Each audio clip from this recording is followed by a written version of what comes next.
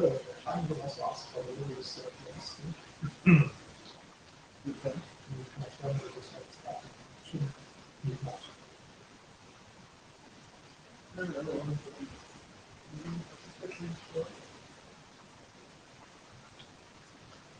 It's still 31 mark.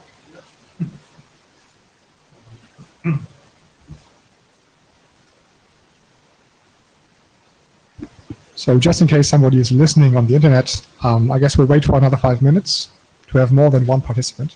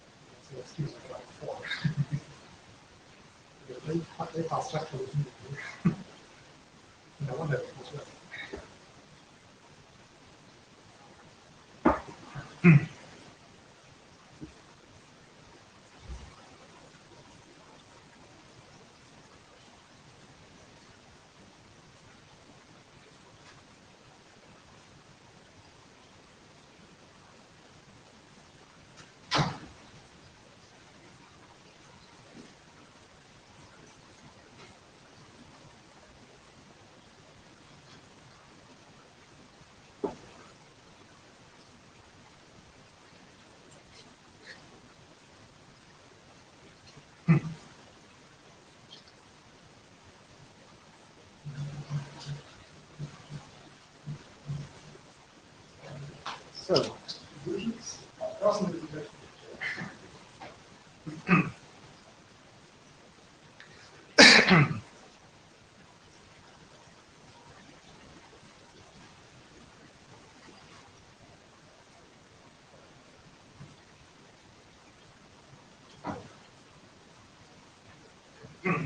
well, that's the assignment.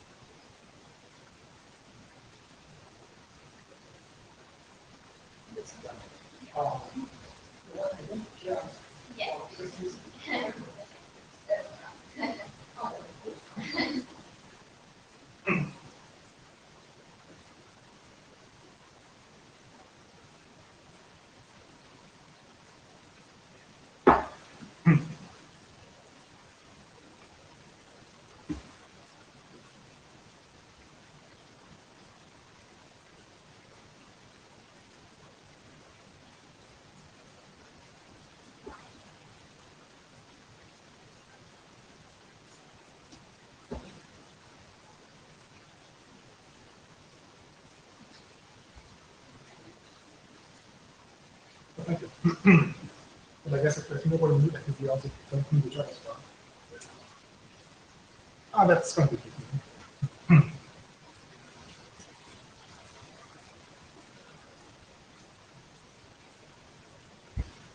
So we are still missing an ID, but anyway, let's start. So this is the Radext working group session. My name is Stefan Winter, working group chair. This is Lionel Laurent, the co-chair. And we have a pretty light agenda for today. Hey, now we do have an ID. Yes, sorry, I am late. No problem at all.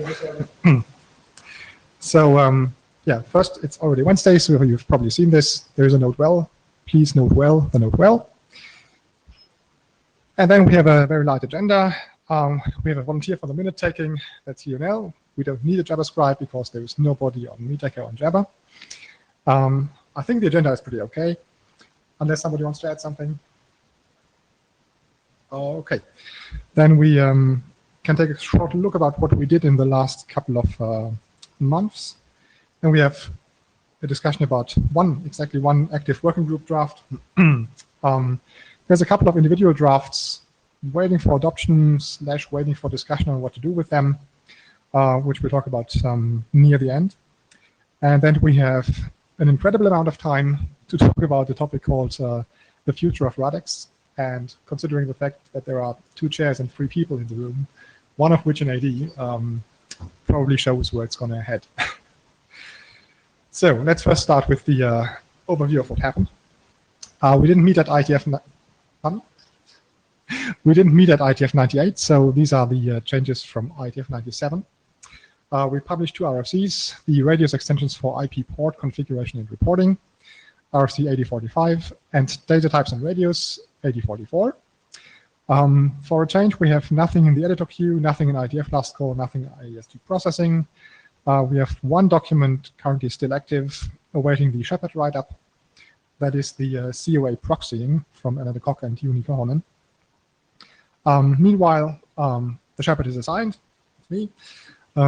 I've reviewed the document. It's not quite ready to go anywhere, so I've asked the authors for a new revision, and that is coming up ideally just after the cutoff. We have nothing in working group last call. There is 1 working group item which is in principle in progress. That's mine on the correct use of the EAP response identity field. To be honest, not many people asked me about it. Some were even opposed to trying out multiple EAP identities. So actually, I'm prepared to drop this one. The benefits are small. If you write an EAP supplicant, there is some advice in there. You might want to read it, but it's the kind of document which is also perfectly fine as an expired draft to point to and say, look, there is some advice in there, and that's it. Proposals for new work.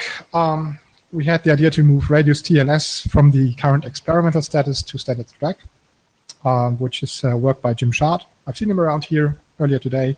We don't have a draft yet. We've had some conceptual discussion. Okay, and that discussion was, I think, about a year ago. So I see this work is also pretty much stalled. It would be a shame to drop that one, because radius TLS is being used. People are asking about it. They're asking why is it experimental. So it would really be good to get this one done. But, well, somebody has to do the work and has to volunteer. So the other 2 things which are currently being actively discussed in the working group are the radius extended identifier attribute from Ankit Chen and Mr. Shen. We have a 1 draft. It's one of 2 approaches to get this done. So we'll discuss this today. Actually, the authors cannot make it to the meeting. So they asked me to run the slides, and I guess I'll do that. And then we can discuss about it, despite me not knowing much about it.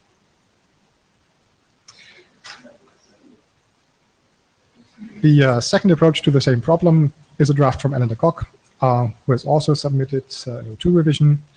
So these 2 will be treated as 1 block. Lastly, Alan would like to remind about the proxy considerations document he is intending to write. So this is just a reminder in case somebody's interested. Let's see if we find lots of interested people. And that's basically all we have on our radar. Specifically, the LoRaWAN people were here once. They seemed interested. It was pretty much straightforward radius-related work, but they're not coming anymore, so I've dropped this one off the radar. Okay, that's it for document overview. You see we have only very few things to do. So the one thing I did was trying to do the Shepard write-up for the COA proxy document. This had gone through working group last call, I think a couple of times, until nobody had any issues anymore. So I thought now is the time to actually get it done. It actually reads nicely, so I'm quite happy with the document. But for some reason, please come on in. For some reason, okay. And I thought we had a new customer.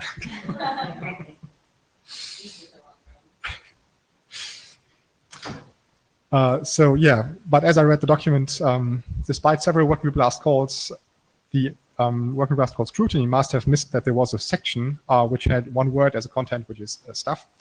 And for some reason, I thought this probably doesn't pass quality assurance. So this draft has to go through another rev. The thing is, if a draft gets that far with this word stuff as content, can we really say we have working group process here? I mean, many people are supposed to read a document, and at least one of them should realize, hey, there's a chapter missing. This is the first hint that this is not a very healthy working group, to be honest. So let's see about the last agenda item, the future of Radext, what to do about it. Right, so the next thing to actually discuss then is the two approaches on what to do about the radius limitation that you can only have 256 packets in flight between the client and the server simultaneously, which is not an issue for small deployments, but which is an issue for large deployments. We currently have two drafts talking about that. So let me first bring up one of those. Nope, that's not right.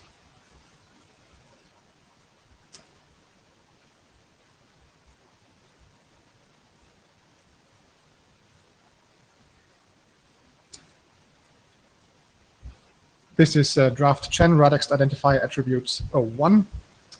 So this actually had a longer history. So the authors tried a more holistic approach, which basically rewrote the entire radius header and fixed many things in the process. This had some allergies in the people on the list. So they have now shrunken their proposal to define one new attribute for the extended ID. All changes to the packet header are gone. So this is now still a standard radius packet. The idea is that there is an extra attribute in the packet. So despite the identifier, you also have a new attribute, which gives you another space to identify a packet. Of course, the issue with that is that both the sending side has to edit and the receiving side has to understand and act upon it. So this is something to signal. And yeah, there's basically some signaling messaging in the status server message here. So the attribute itself is pretty straightforward. The status server can be used to negotiate whether or not a given server actually supports and understands this incoming attribute. And that basically is it. This has been tried out. People have written code for that. Yeah, so there is a patch to free radius. Things actually work. That's pretty okay. Of course, the capability discovery is something that Radius never had, and we are backporting it every single time we want to get something new done in Radius. And yeah, I guess it kind of works. I see that it's about 190 lines of code in C, so it's not the big change that rewriting the Radius packet header would be. It's much more gentle. So that's probably okay.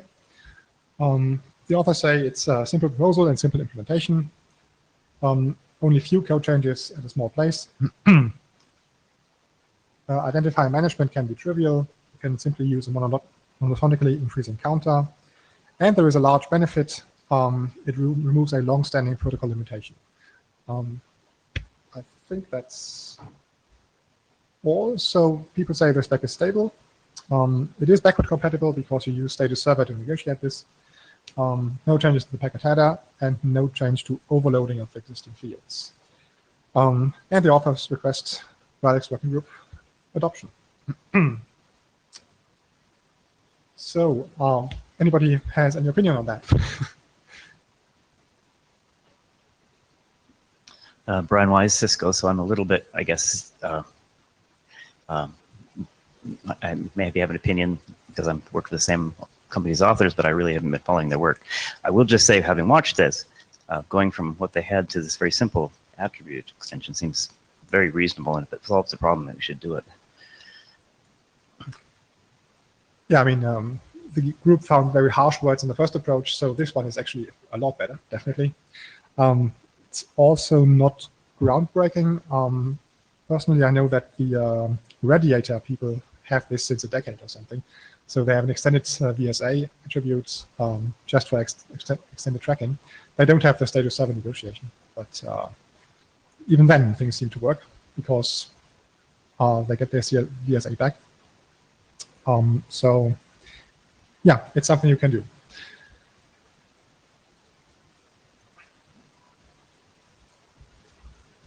How close would this be to final?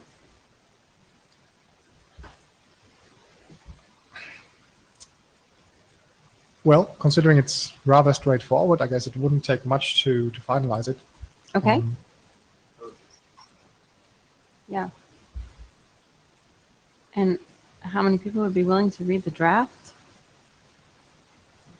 One. 3 of you. Will you read the draft? Huh? The chairs. I have to. Would you be able to read the simple draft? No. Thank you. Okay. I guess we should ask this in the mailing list as well. I mean, there are more people on there. Yeah, definitely. But it seems like it makes sense if it's simple, straightforward, and it's enough of an improvement to the protocol. I'm just, with a room size like this, it's very important to get a few people at least to agree. Read it. Yeah, okay. So since there's nobody on Meet Echo, particularly not Alan de Kock, who wrote the next slide deck, I guess I'm not going to read all of his slide deck in all the details because it's like 15 or 20 pages, 16. The issue is that we have the second proposal from Alan de Kock, which addresses the same problem in a similar way. So in the end, we're ending up in a beauty contest between the two, and that's surprising. The approach is a lot different, but it has the exact same effect, basically. So it's more magic involved. I think I can just skip to a slide where it's where the core of it is defined.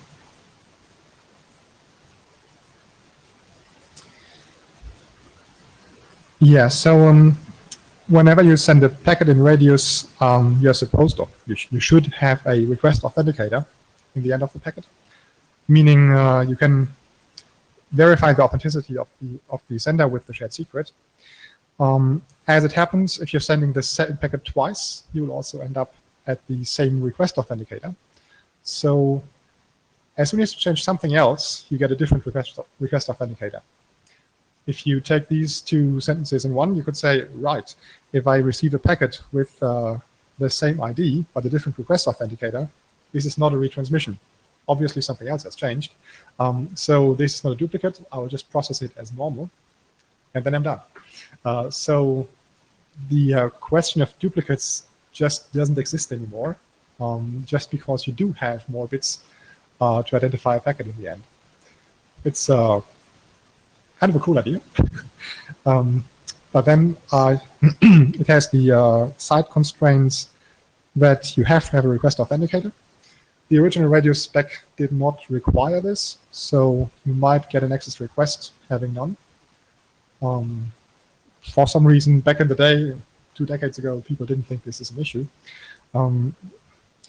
These days, there is the Radius issues and requested or suggested fixes document, and it says you should still do that also in access requests.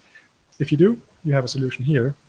Of course, we do have a large deployed legacy, and we don't know how many NASs actually do that, even though we say they should do that.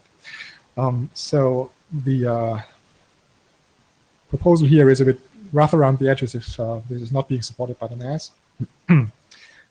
There is, however, some negotiation here as well. I think there's also status server involved, just to be sure what is coming from the NAS and what you can expect from it. So in the end, yeah, different implementation detail, but solving the same problem. So I guess there's plenty of slides I encourage everybody to read, but without the author himself being there, I guess it doesn't make much sense. So I guess the same applies here. Those who read one document should also read the other documents, and should make up their minds on what they think is the better approach. Yeah.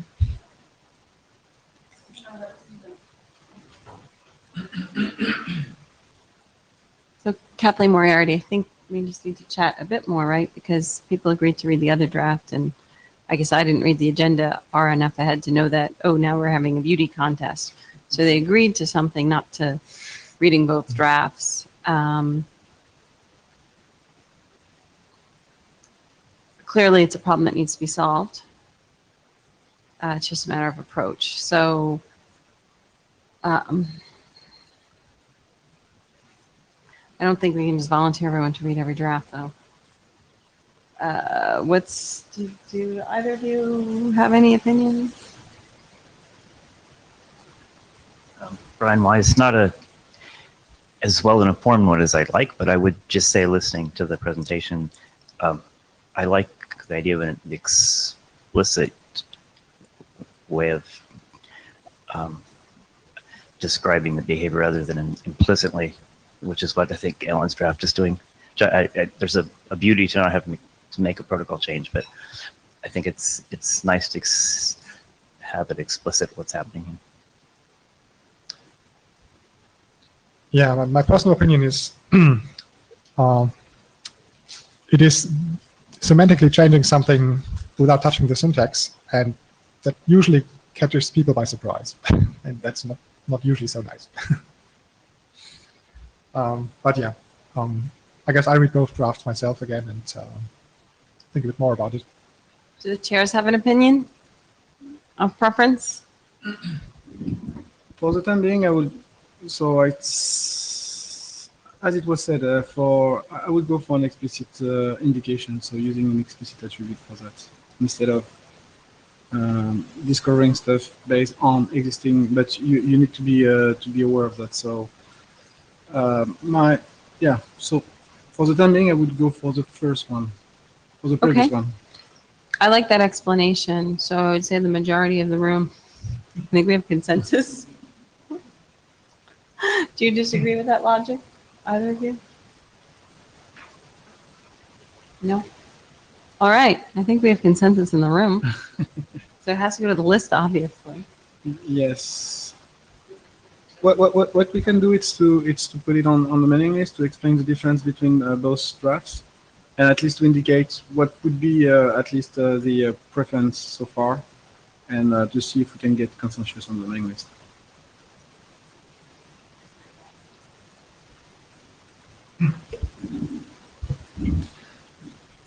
Okay, that actually brings us to the last item, which Andrew Koch would present if you were here. So since it's just supposed to be a reminder, I can also remind you, the radius protocol leaves many things undefined in terms of proxying. How to behave if a downstream server is not responding. Does that mean that next server is not there? Should I actually mark it dead and jump over? Or maybe is it just a few hops down one server which doesn't relay the messages, and actually the next hop is perfectly fine. So there's much things to be said about radius proxying. It is not said anywhere in RFC. So Ellen has the idea to write this up, but would need some volunteers, I guess, to wrap their heads around the content. So the idea is still there, and if you want to talk to Ellen, please talk to Ellen.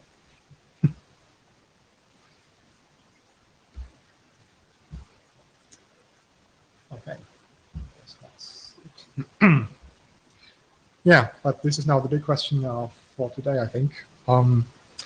We have this agenda item called the future of Radext, and to be honest, I have my problems with seeing a big future for Radext. As you see right now in the room, we have very few participants coming to the meetings. Usually, if somebody has something to push, there's 3 or 4 people sitting there, coming one time, doing a presentation, and going away again. We don't have much new work to work on. The proposals we get every now and then suggest drastic changes, which would basically turn radius into something else and not radius anymore. And I don't think that's the kind of work we want to do here.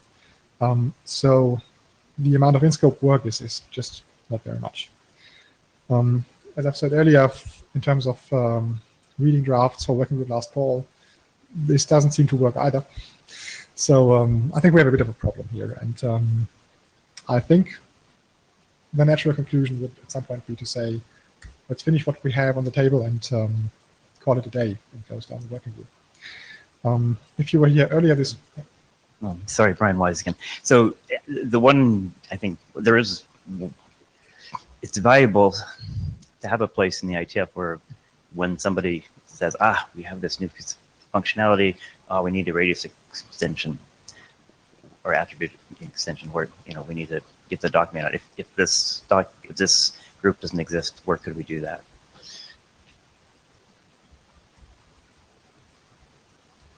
Kathleen Moriarty, Area Director. One option would be to AD sponsor a draft and keep the list open so that we have our core reviewers still.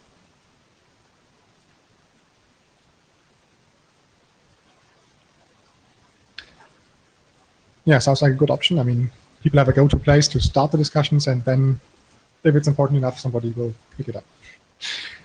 So as an extra data point, just a few hours ago, I think it was yesterday or the day before, DIME also had its meeting and decided to do basically the same thing. And one more option, Ops Area Working Group could adopt it as well. Yes.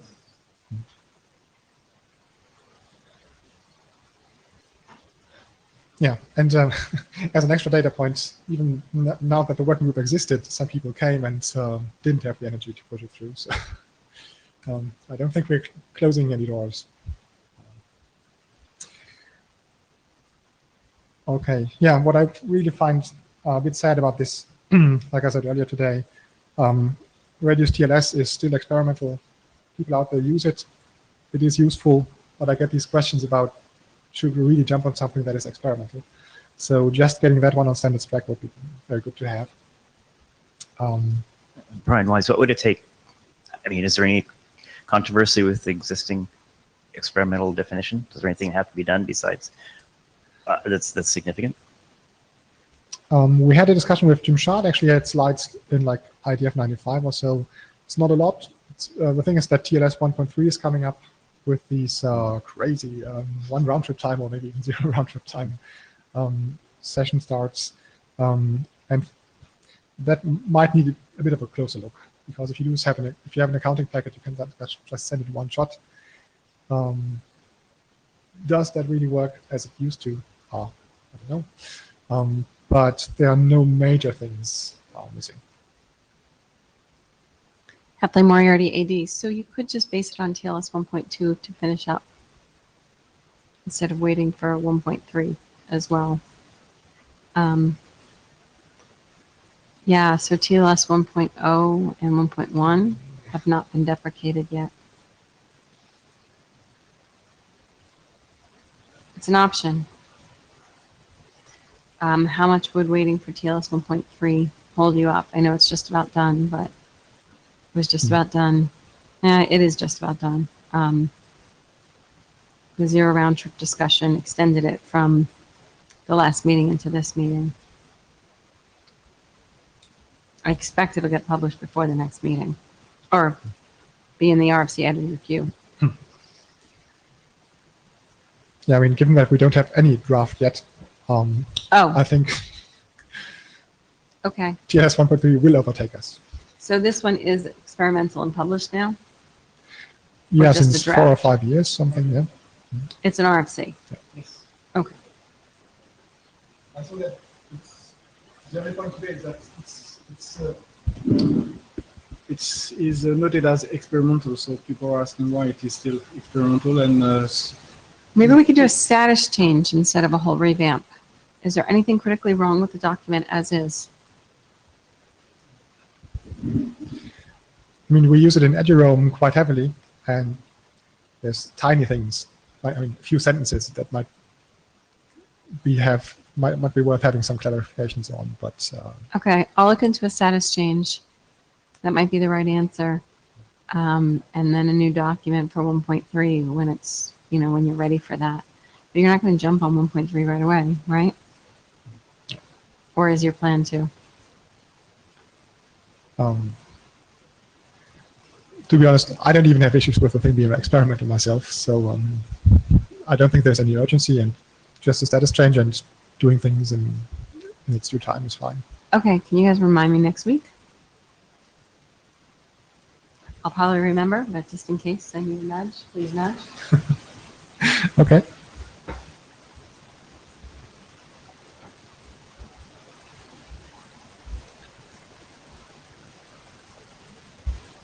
So yeah, actually that was my last slide.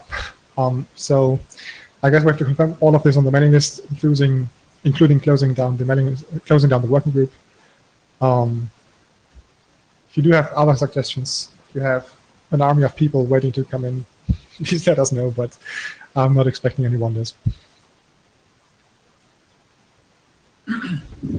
Yeah, just for clarification. So we are saying that we're closing the working group. So, but we are closing the working group after the last remaining document. For instance, we are about to decide about adoption of one of the extended IE solutions. So the guess would be that we go for that if there is a clear agreement on the mailing list that it could be straightforward, and we can push forward the document as soon as possible and close the group after that. Correct? Because on Monday when we had the discussion on DIME, it was done in the other way, saying that we are deciding to closing the group right now, and any new document will be a candidate for AD sponsoring. Any non-working group documents, but just to confirm with you that we're okay with that going in this direction in Radext. I would prefer to finish it up in Radext. Okay. We might be starting in so it's a little muddy too, because I'm a security area director and this is an ops working group. Where do you go to get your stuff done? Who's the AD sponsor for you? I think it's easier to just finish this up in the working group, but let's get it done quick. So the faster they can turn that around, I mean, if we can get this through working group last call and through AD review into IESG before the next meeting, I would not complain at all. And then we close before the next meeting. I think we can do that. I'm not the editor though, so it hinges on the editors. Excellent.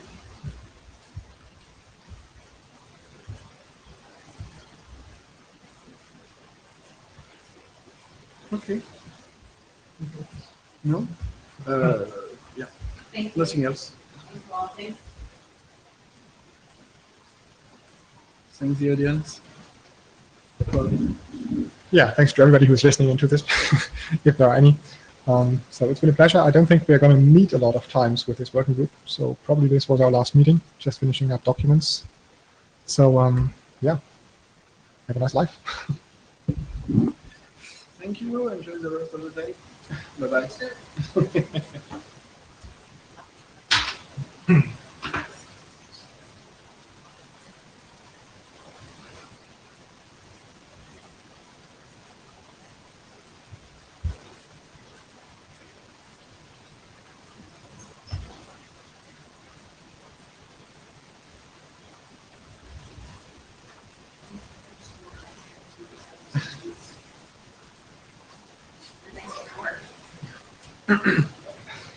I have one. So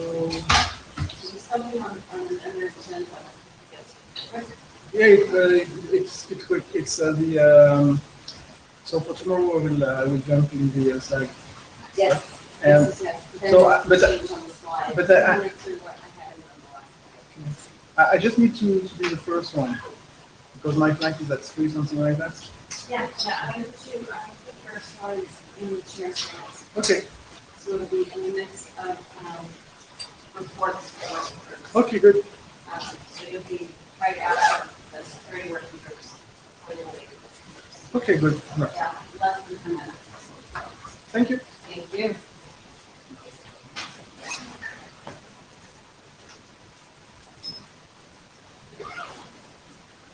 So where are you going now? So, Actually, heard of that. I was very fast by 10 just for this. Latest at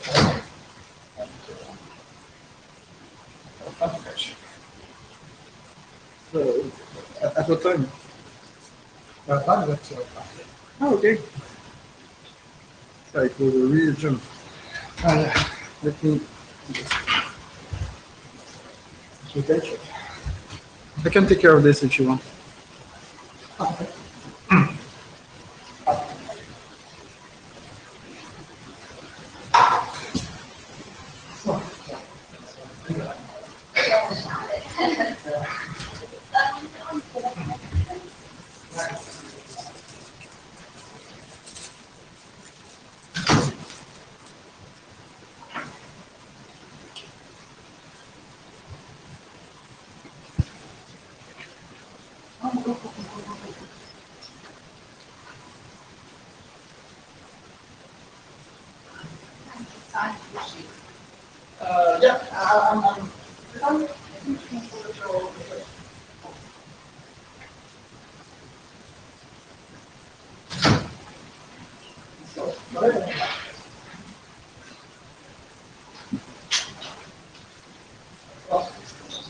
I know.